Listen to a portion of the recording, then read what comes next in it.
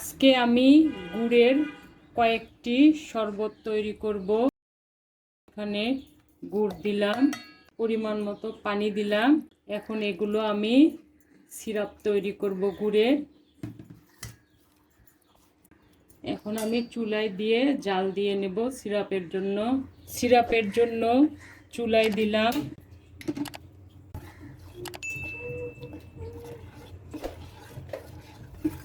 আমাদের গুড়ের বলক চলে এসেছে।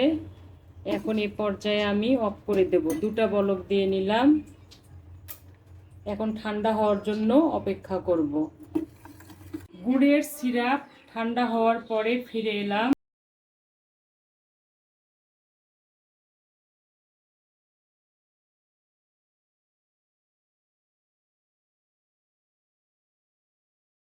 এখন আমি আখের গুড়ের 4টি শরবত তৈরি করব। প্রথমে গুড়ের শরবত তৈরি করব। 1 টেবিল চামচ গুড়ের সিরাপ দিলাম। মিষ্টি যার যার স্বাদ অনুযায়ী আর একটু দিলাম। একটু বিট লবণ দিলাম, একটু ধনে গুঁড়া দিলাম, একটু জিরা গুঁড়া দিলাম, 1 ড্রপ আদার রস দিলাম, 1 ড্রপ কাঁচামরিচের রস। লেবুর যে উপরের আবরণ থাকে সেই আবরণ দেব 1 পিঞ্চ। 1 পিঞ্চ দিলাম। এখন টিউবওয়েলের ঠান্ডা পানি দিলাম।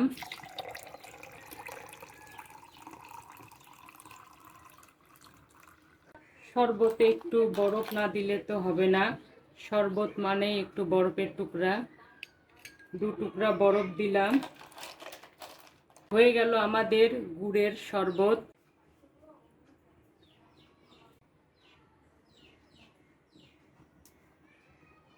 প্রথমে করব গুড় দিয়ে লেবুর শরবত। 1 টেবিল চামচ গুড় দিলাম, গুড়ের সিরাপ দিলাম। যেহেতু লেবু দেব তাই আর একটু দিলাম। 1 চামচ লেবুর রস দিলাম, 1 পিঞ্চ আদার রস দিলাম, 1 পিঞ্চ কাঁচামরিচের রস দিলাম, 1 পিঞ্চ জিরা গুঁড়া দিলাম, 1 পিঞ্চ ধনে গুঁড়া দিলাম, পরিমাণ মতো বিট লবণ দিলাম।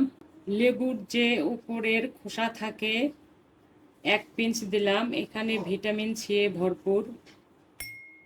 এখন আমি টিউবওয়েলের ঠান্ডা পানি দেব।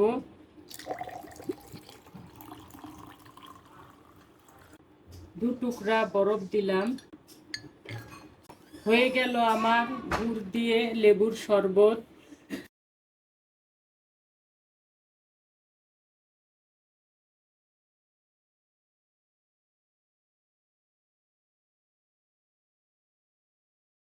এখন জিরা দিয়ে শরবত তৈরি করব। প্রথমে 1 টেবিল চামচ গুড় দিলাম, মিষ্টিটা স্বাদ অনুযায়ী। আমি এখানে 2 টেবিল চামচ জিরা ভিজিয়ে রেখে সেটা ব্লেন্ড করে নিয়েছি, সেটা দিলাম। ঠান্ডা পানি দেব। 2 টুকরা বরফ দিলাম। হয়ে গেল আমার গুড় দিয়ে চিড়ার শরবত। এখানে 1 চামচ চিয়া সিড আমি 20 থেকে 30 মিনিট ভিজিয়ে রেখেছিলাম, সেটা ডাবল হয়েছে। এখন সেটা দিয়ে দেব।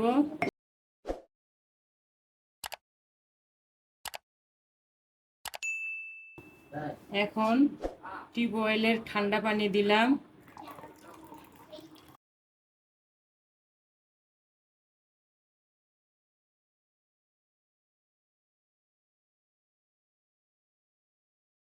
দু টুকরা বরফ দিলাম।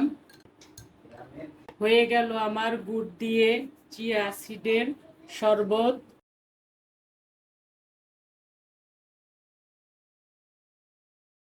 গুড়ের সিরাপ দিলাম 1 টেবিল চামচ আর হাফ চামচ দিলাম। দিলাম সজনা পাতার গুঁড়া 1 চামচ। এখন এই সজনা পাতার গুঁড়া সবখানেই পাওয়া যায়। 1 চামচ লেবুর রস দিলাম, 1 পিঞ্চ আদার রস দিলাম, 1 পিঞ্চ কাঁচামরিচের রস, জিরা গুঁড়া পরিমাণ মতো, ধনে গুঁড়া পরিমাণ মতো, বিট লবণ দিলাম স্বাদ অনুযায়ী। এখন টিউবওয়েলের ঠান্ডা পানি দিলাম, নাড়াচাড়া করে দেব। 2 টুকরা বরফ দিলাম। হয়ে গেল আমার গুড় দিয়ে সজনা পাতার গুঁড়ার শরবত। দেখুন কত সহজে হয়ে গেল গুড়ের শরবত। ছোটবেলায় যখন গরম পড়তো প্রচুর, মা তখন গুড়ের অনেক প্রকার শরবত তৈরি করতেন। ঠান্ডা ঠান্ডা খেলে এই শরবত মন প্রাণ শীতল হয়ে যাবে। আল্লাহ হাফেজ, ইনশাল্লাহ আবার দেখা হবে।